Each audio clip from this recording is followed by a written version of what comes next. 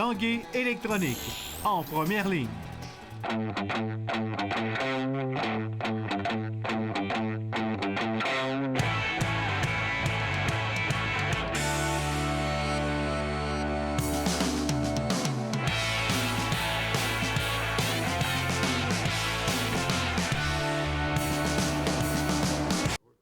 À tous, un bon jeudi. Bienvenue à l'Esprit sportif. Dans l'émission aujourd'hui, journée de détection en tennis. C'était le week-end dernier au Club Avantage.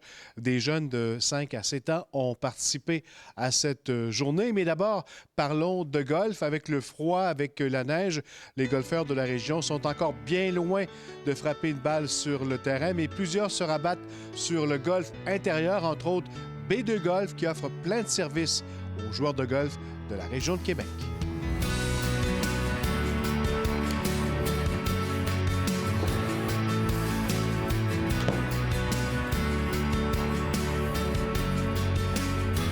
Luc Bergeron, bienvenue à l'Esprit sportif. Merci, Carl. C'est important de ne pas faire une pause trop longue quand on veut se préparer pour la prochaine saison? Bien, ça dépend de chaque personne. Il y en a qui aiment ça venir assez régulièrement. Il y en a d'autres qui aiment ça prendre une petite pause de soin. On a quelques membres qui sont à l'année avec nous, mais novembre, décembre, c'est plus tranquille. Ils viennent plus ou moins. Ils recommencent plus en janvier. Mais ça dépend de chaque personne. Vous voyez, aujourd'hui, on a une quinzaine de personnes qui viennent s'entraîner, qui sont là 2-3 fois par semaine puis qui viennent travailler. D'année en année, chez B2 Golf, vous augmentez les services aux membres? Oui, exactement. On essaie toujours de se renouveler. C'est sûr qu'on a toujours nos services de pratique supervisée, les cours de golf, simulateurs. On a aussi notre studio 3D où on fait l'analyse un peu plus approfondie sur l'élan. Puis cette année, on a aménagé un peu mieux notre labo de putting où là, on va faire vraiment l'analyse du mouvement de putting, des putters et faire l'ajustement aussi, la réparation et tous les trucs sur le putter. C'est un bon moment pour les golfeurs et golfeuses de faire le changement dans le swing ou lorsqu'on fait l'acquisition de nouveaux bâtons. C'est le temps à l'intérieur durant l'hiver? Bien, c'est un bon moment, c'est sûr. On travaille sur la technique de l'élan, mais aussi on vérifie est-ce que l'équipement est bien ajusté pour chaque golfeur.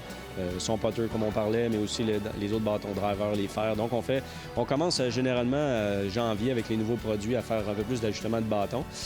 Mais c'est le temps d'évaluer tout ça. Ça fait partie de la progression, d'évaluer la technique, d'évaluer aussi le physique, comment les gens sont mobiles, est-ce qu'on a des choses à travailler, puis au niveau de l'équipement aussi. Fait que c'est de prendre le temps de tout faire ça durant l'hiver pour arriver l'été et là, être tout prêt techniquement, physiquement et au niveau de l'équipement. Puis là, de s'amuser. Aller sur le terrain de golf, puis aller focusser sur les birdies, puis aller s'amuser. Nicolas Fortin, on est présentement dans un endroit assez unique pour un golfeur, un laboratoire de putting. Qu'est-ce qu'on y fait comme découverte? Bien, en fait, grâce à TaylorMade, on a réussi à avoir un beau studio de putting ici au laboratoire, si on veut. On est capable d'analyser toutes les données du putting, du putter, autant que ce soit le mouvement du bâton, que ce soit l'angle du bâton à l'impact, comment les mains se présentent aussi à l'impact. Fait qu'on est capable de tout aller chercher ces données-là. Puis si on a des modifications à faire, on est capable de les faire. Fait qu'on vient comme ajouter à notre service de fitting, autant au niveau des bâtons, au putter, qui est aussi un bâton qui devrait être ajusté pour la majorité des golfeurs. On utilise le Tommy Putt Lab. Fait que c'est un système où est-ce qu'on met un appareil sur le putter qui prend la capture du mouvement. On a comme 8 données qui sont prises là-dedans, autant la vitesse d'exécution, la vitesse à l'impact, le chemin du putter. Fait que c'est toutes des données qu'on vient chercher pour vérifier est-ce qu'on est capable de faire un bon roulé avec ce putter-là et est-ce qu'on est capable d'améliorer le putter que vous avez présent. Vraiment s'assurer qu'on va travailler sur le mouvement que la personne a là. S'il y a des changements à faire, on va venir les faire. On ne changera pas le mouvement du tout au tout pour faire en sorte que ça soit un universel. Ça n'existe pas un universel. On veut vraiment s'assurer que la personne est à l'aise. On va venir faire des petites modifications, que ce soit au niveau de l'angle du bâton, de la face du bâton, que ce soit au niveau du lie aussi. Ça peut être aussi au niveau de la position de la balle en fonction de ses yeux, qui va faire en sorte que la balle, on va être capable de toujours répéter un mouvement qui est un petit peu plus constant. Parlons maintenant de More Birdies. C'est quelque chose que vous avez lancé il y a quelques années? Oui, bien exactement. En 2014, on a lancé, c'est un peu une philosophie qu'on a mis sur le devant de nos casquettes à donner à nos clients, nos jeunes qui faisaient des camps ou de la compétition, en focusant sur faire plus de birdies. En fait, focusser sur le côté positif du jeu qui est d'avoir du plaisir puis de faire des birdies. En ayant ça sur le devant d'une casquette ou sur un accessoire, on veut que les gens soient plus confiants. Puis là, focus là-dessus, que ce soit dans la trappe de sable, en approche ou à 10 pieds, bien, regarde, je suis capable de le faire, ce pot-là, je suis capable de faire ce coup-là, je suis capable de le mettre dedans pour le birdie. Fait que c'est éventuellement amener les gens à être plus positifs. Jouer l'hiver, s'améliorer l'hiver, ça apparaît sur le terrain l'été? Bien, nos clients nous le disent, ils ont du plaisir l'été, ils sont plus en confiance. Même les golfeurs qui débutent, qui n'ont jamais joué, ils viennent ici quelques mois, ils arrivent au courant de l'été et ils ont un peu plus de confiance. Ils sont capables de toucher à la balle, ils connaissent un peu plus leur swing, comment les bâtons fonctionnent. Merci Pierre-Luc. Merci. Bon golf.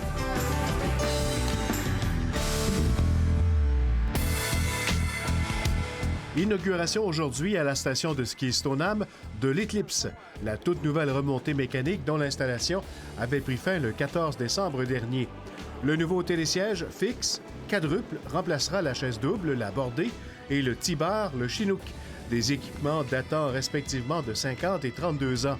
Cette nouveauté permettra d'augmenter la vitesse de remontée de ce secteur, de moderniser les installations de la station et de desservir encore mieux le domaine skiable. Bien, premièrement, ça va être beaucoup plus rapide. On parle d'une montée approximative de 8 minutes, 8,5 minutes.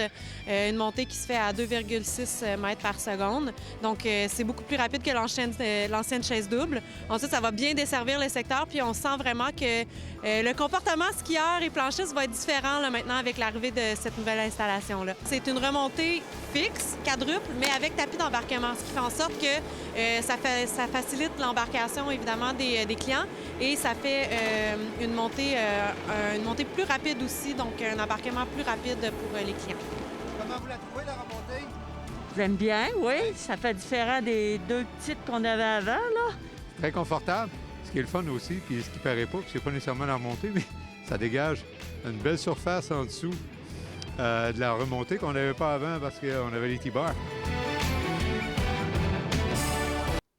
Après la pause, à la recherche de talent en tennis.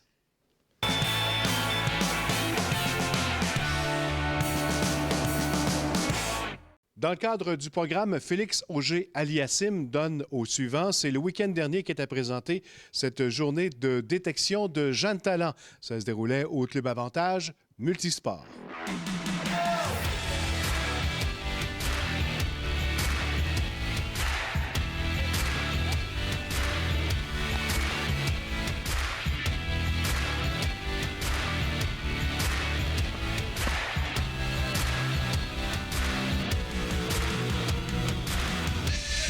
C'est la première année que vous faites ça. Parlez-nous exactement. Ça s'appelle détection de talent. En fait, qu'est-ce que vous regardez comme aptitude chez les jeunes? En fait, ça s'adressait à des jeunes de 5, 6, 7 ans, premièrement, là, pour voir vraiment à la base là, ceux qui sont désireux de courir, de bouger, puis tout ça. Et puis, on veut les amener sur 3 ans. Alors, grâce à Félix Auger-Aliassime puis le groupe Michel, ces jeunes-là pourront s'entraîner à moindre coût pendant la première année, après ça, embarquer dans nos programmes réguliers. Alors, on vise à choisir peut-être 20 à 24 jeunes d'ici la semaine prochaine. Et ces 24 jeunes-là, on va les amener dans un programme spécial qui s'enligne vers le compétitif. Nous, ce qu'on voulait, c'est nourrir la base compétitive de l'Académie de tennis, parce qu'on a un volet compétitif, on a un volet récréatif. Mais alors, on a toujours des jeunes dans le récréatif, et puis on les a à l'œil quand on voit qu'ils performent bien. Mais là, on dit, on fait un appel à tous. Fait qu'on se dit, on va peut-être avoir 30-40 personnes. On en a eu le double. Alors oui, c'est vraiment propre à l'Académie comme programme. Qu'est-ce que vous regardez exactement pour savoir si quelqu'un a du talent là-dedans? Bien, tu sais, il y a les qualités athlétiques. Donc, le jeune, comment il se débrouille un peu. Parce que ça prend... faut pas juste être bon, mettons, juste au tennis. Dans le fond, ça prend des qualités athlétiques, la rapidité, le jeu de pied, ainsi de suite. Est-ce que tu aimes ça, jouer au tennis? Oui. Bon, raconte-moi comment ça s'est passé ta journée ce matin. Ben, ça a bien été. J'ai aimé ça. Vous avez 2 filles qui sont ici, qui aiment le tennis puis qui vont peut-être éventuellement prendre des cours. On essaie de les intéresser. Ils ont 6 et 8 ans. Et ça va très bien. C'est tellement un beau sport, un beau loisir. Bien, c'est toujours le fun de les amener à leur faire des activités, peu importe le sport, de ne pas trop les pousser, mais de les amener à faire quelque chose qu'ils aiment, c'est l'idéal. C'est le fun de voir que le tennis est en santé au Québec aussi, là, donc c'est une belle chose, une très, très belle organisation. Jack, c'est un ami de longtemps. C'est lui qui m'a au départ, intéressé au tennis. Ça fait près de 40 ans qu'on s'implique avec lui dans différentes activités. Puis c'est vraiment intéressant. Puis on voulait redonner aussi, un peu comme Félix, là, avec les jeunes. Alors, je pense que c'est quelque chose d'intéressant pour les nouvelles générations. Comment se porte la relève au niveau du tennis ici? Là? Vous avez un exemple aujourd'hui de jeunes qui viennent. Vous voulez détecter ceux qui ont du talent, donner le goût du tennis. Est-ce que ça va bien? Il y a des sports dans lesquels ça va moins bien à cause des commotions cérébrales, le football, tout ça. Oui, ici, on bénéficie un peu de ça parce qu'au tennis, c'est rare qu'il y ait des blessures au niveau de la tête. Là. On peut se blesser un genou, une épaule et tout ça, mais non. Alors oui, le tennis est en santé. Le tennis, l'état jeune. Eugénie a fait des petits ici, parce que quand elle venait à Québec jouer la Coupe Banque nationale, elle a signé des autographes, les raquettes. On voit les petites puces avec les raquettes roses et puis la signature d'Eugénie. Et Félix fait beaucoup aussi, Chapovalov, Raonic. Alors tout ça, ça parle. Mais moi, j'en veux plus, là, parce que si on avait autant de monde qu'il y a au soccer ou au hockey, là, finalement, le haut de la pyramide serait fort. Mais on est bien parti. Est-ce que vous avez détecté de futurs talents ici aujourd'hui? Bien, j'espère que oui. En tout cas, je les ai vus courir, sauter, lancer. Ils avaient l'air tous en jouer. Fait que c'est le fun. Puis les parents aussi avaient l'air à avoir du plaisir à regarder leurs enfants performer. Alors écoutez, 83 et quelques inscriptions, là. Félix Auger-Aliassime, il était content. Je l'ai texté hier pour lui dire ça. Fait que non, c'est un beau projet.